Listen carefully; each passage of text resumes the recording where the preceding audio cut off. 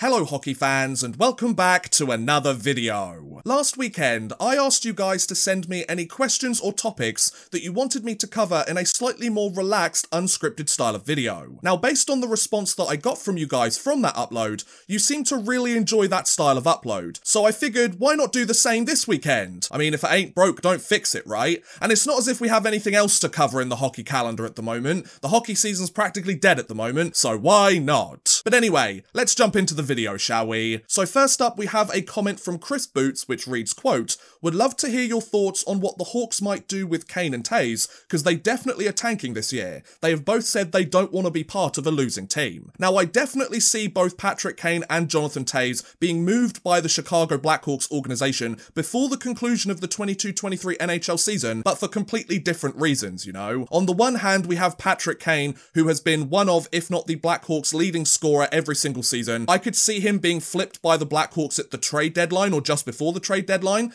and the Blackhawks could acquire a pretty decent haul of players, picks and prospects in return in order to jumpstart their rebuild and kind of help their rebuild along a little bit further. Obviously, Kane's going to be a productive player for the team this season. He's going to have the responsibility of carrying a lot of the offense for this rebuilding organization, but him being flipped at the deadline, since both Toews and Kane only have 1 year left on their contracts over $10 million a year, if Chicago, retain half that salary, they can get even more assets back. So I could definitely see Patrick Kane being traded at the deadline, the Blackhawks getting a decent haul, it helps their rebuild moving forwards, and both the team that acquires Kane, they get a player who, could help them on their playoff push, maybe even help them win the Stanley Cup, whereas the Blackhawks get a lot of solid future assets that can help them later down the line. And on the flip side, we have Jonathan Toews, who's kind of been the polar opposite of Patrick Kane over the last few seasons. Toews has really struggled with injuries down the stretch. He missed an entire season of play due to the injuries he suffered, so he had a bit of a bounce back year last season, which is good to see,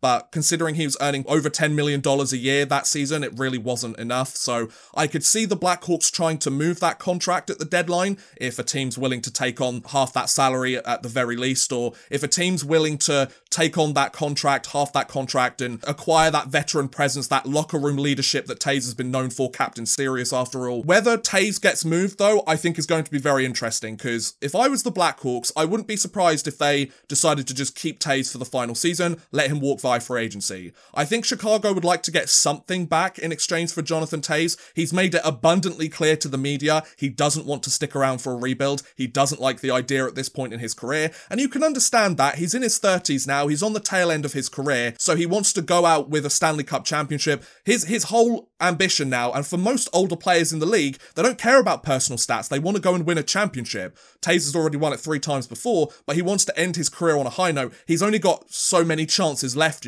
especially given his performance over the last couple of seasons. He doesn't know how many opportunities he's got left to win another championship, so I could certainly understand him wanting to leave the organization and go to a contender. The question is whether a contender is willing to take on his contract, given the play that he's produced over the last few seasons. Is it worth it for a team to take up $5 million acquiring Jonathan Toews? They could go the 3-team trade route, but once again, the playoff contending team, or the championship contender, is going to have to offer something to that 3rd team in order to take on a chunk of that salary as well. So I could definitely see Patrick Kane being traded because he still has a lot of value for the Blackhawks and as an NHL player, as a productive scorer. Jonathan Toews, I could see why both the player and the organization would want to conclude their relationship on decent terms and, trade Toews away to a playoff contender, because it kind of suits everybody involved at this point in everybody's timeline and everybody's journey. But whether a team is willing to take on that contract and how much they're going to have to give up, or how much Chicago's going to have to sweeten the pot in order to do so, that's going to be very interesting to watch. If I had to make a prediction at right this second, I think Patrick Kane gets traded at the trade deadline. I would be genuinely surprised if he's still a Blackhawk after the trade deadline. Jonathan Toews, I could see him being flipped at the deadline, but I wouldn't be surprised if he played out the final season with the Blackhawks, the final season of his contract, and then moves on from the organization as a free agent. Does that make sense? I hope so. It was a bit of a ramble, but there you go, you're welcome. Next up, we have a question from from Gordy Parenteau, who asks, if you could realign the league's divisions or conferences any which way you wanted to, how would you do it? Now, I'm pretty okay with the division and conference alignments as they stand right now in the NHL, but the one difference that I would make, because I actually really enjoyed it when it was implemented in the league, is the Canadian division, the North Division of the NHL. Oh, but Odd Man Rush, we want more Canadian teams in the playoffs, not less. If they're playing against each other in the same division, you might only get 1 or 2 Canadian teams in the playoffs every single year. Well, let's be real, folks. Canadian franchises haven't won a Stanley Cup in 3 decades now. It was 1993 that a Canadian organisation last won the championship. They've had many opportunities, 30 different opportunities to do it over the last 3 decades, and they haven't managed to do it. So clearly the current situation isn't working for them. Let's try something new, you know? I really like the idea of having all the Canadian teams competing against each other in bitter divisional games where every single game between them actually means something. Now, I'm not saying that all the Canadian teams should only play other Canadian teams during the regular season. We want to see them face off against their neighbours down south in the US as well. But I think if these teams are competing for a playoff berth with each other, the bitter, heavy rivalries between these Canadian teams will only get stronger and more violent, and I love that idea. Just look at how different Canadian fan bases interact with each other compared to a Canadian fan base and an American fan base. The Canadian fan bases bloody hate each other, and it's so much fun to watch, right? So why not put these teams together, have them compete over the regular season, and then you could have it that the top 2 Canadian teams in that division go through to the playoffs, so therefore a Canadian team is guaranteed to make it through to the second round of the postseason every single year. I think that could be a really cool concept to work with. Yes, we don't want to give them a spot in the postseason because there's kind of pity points, and they might be the worst team compared to all the other postseason teams, but look at the Habs a couple of years ago. You give them a chance to go there and compete, and they managed to go all the way to the Stanley Cup finals. We had several different Canadian teams making it through to the second round, the conference finals this year. I think it could be a really cool concept for the league to try and expand a little bit further. Obviously, that means less Canadian teams in the postseason, but it's not as if many of them make it there on a regular basis anyway, so NHL, bring back the Canadian division. It was a lot of fun. I enjoyed it. The fans will appreciate it, or maybe they won't, but I know I will. Moving on, we have a tweet from Tanner Hume who asks, why are the Toronto Maple Leafs such a damn disappointment come playoff time? Well, I think Paul McLean summarised it best during that Toronto Maple Leafs All or Nothing series last year. The Maple Leafs have skeletons in their closet, they have skeletons and monsters under their bed, and they have monsters when they open their eyes first thing in the morning every day. The Maple Leafs roster as it stands right now, they're good enough to make it through to the second round of the playoffs. I mean, we're not even talking about going all the way and winning a Stanley Cup championship. We're literally talking about making it to the second round of the postseason. I think they're good enough to do it. They're good enough on the ice to do it, and on paper, they have the talent to be able to do it. They have generational players in Austin Matthews and Mitch Marner. They have a strong supporting cast in John Tavares and William Nylander. They've got probably the best defensive core they've had in the last 2 decades or so.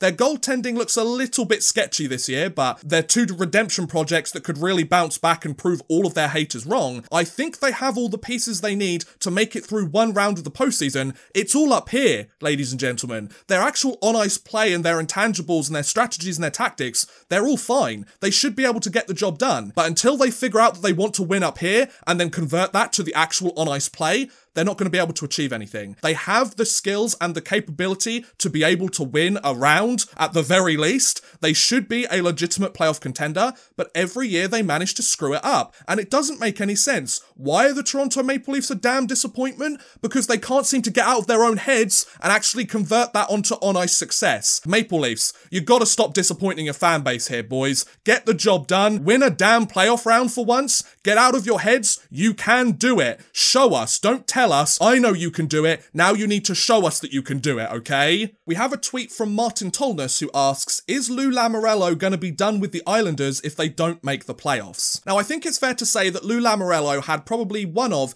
if not the worst, off-seasons in recent memory from any general manager across the entire NHL. He goes to try and sign Nazem Kadri, he goes and signs with the Calgary Flames. He goes to try and trade for JT Miller at the draft. Some of the details of that trade are leaked, so he decides to nix the deal. And supposedly there's like up to 4 different transactions that Lou's waiting to announce. He loves to wait until September or late August before he announces a bunch of his transactions, because he's old school. He doesn't like those beards, you know? I don't know what Lou Lamoriello's doing here. He has not improved his roster at all since last season. If anything, it's got slightly worse, or it's stagnated. I think it's fair to say that the Islanders were a playoff team last season. Their abysmal road run during the start of the regular season, because their arena was still being built at the time, that really killed any semblance of playoff hopes for them last year. If they had a normal, quote-unquote normal regular season last year, where they weren't on the road for the first 15-20 games of their regular season, I think the Islanders would have made the playoffs, or they would have really competed for a playoff berth there. I think they could have got a wildcard place at the very least. And the last few seasons, they've been, you know, a second round Eastern Conference finalist every single time, and they've run into Tampa, and unfortunately they haven't been able to beat the Tampa Bay Lightning. So they did that with Barry Trotz at the helm,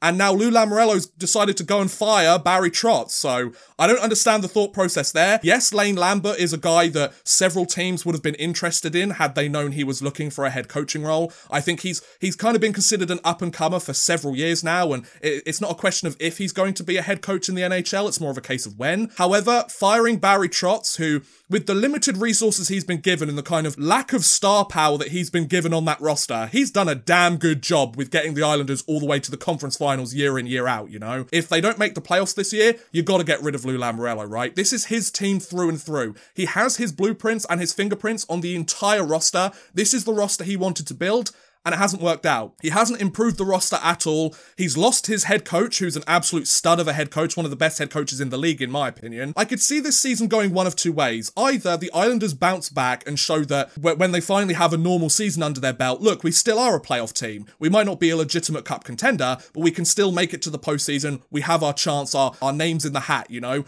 We're in the ring, we've got the opportunity. Or they completely regress because they haven't actually added any extra pieces to their roster. They haven't fixed any of the problems that they had last season, and they just run it back and go, we trust this group, but then they absolutely tank and fail, and they miss the postseason once again. I think if the Islanders miss the playoffs once again, Lou Lamoriello has to go. It would be the right decision to make. Yes, I know he's experienced, he's had a lot of success over his career, but over the last kind of 5-10 years or so, he hasn't actually generated that much success. Yes, he's been taking on rebuilding projects, or he's taken on teams that need a few years to find their stride. Well, the Islanders found their stride, and then it kind of looks like Lamoriello's completely destroyed any semblance of competition or competitiveness that they have. The players that they have on the roster aren't superstars, they aren't game changers, except for Matthew Barzal maybe, but even still, he's kind of a little rough around the edges still. Romanov's a good addition, but if that's the only addition you're making in the offseason, you know there's a bit of trouble there, unless you just won the Stanley Cup the year prior, which they didn't, of course. So yeah, Lou Lamoriello, I feel like the clock's ticking for you, bud, not just with your GM job, but with your career in the NHL in general. I mean, he could find another job tomorrow. If the Islanders fired Lou Lamoriello, he would have another general manager job in the NHL within 2 days, you know? So I think this is a real make or break season for Lou Lamoriello's career with the New York Islanders. I wouldn't be surprised if he left the organization if he didn't make the playoffs once again, although I wouldn't be surprised if he stuck around for another year and he convinced the owners that he can run it back, give him one more chance and he'll get the job done. So good luck, Lou Lamoriello, good luck, New York Islanders. By the way things have been going recently, it looks like you need all the luck you can get, you know? And on that note, I'm going to end today's video. That was my second attempt to answer your questions and topics on certain hockey-related issues. What do you guys think about my responses to each of these questions and topics? Do you agree with what I had to say? Do you disagree with what I had to say? Or are we going to meet somewhere in the middle when you agree with some things and disagree with others? Like I said last video, it would be very, very boring if we all agreed on absolutely every single topic of discussion here, so do let me know your thoughts in the comments below. I really would love to hear what you guys think. Also, if you have any more questions or topics that you'd like me to cover in a future video, do let me know in the comments below also. But thank you very much for watching, guys. I hope you have enjoyed. Please feel free to like, subscribe, share, or watch some of my other videos. Thank you very much for watching, and goodbye! A big thank you to Bexy93, Burned Retinas, Clayton Hallam, Drew Fawcett, Houston NG, Raquel, and Worthless Pieces for helping support this video via Patreon. If you too want to help support the channel a little bit further and get a shout out at the end of every future video, make sure you head over to patreon.com/oddmanrush and become a patron today.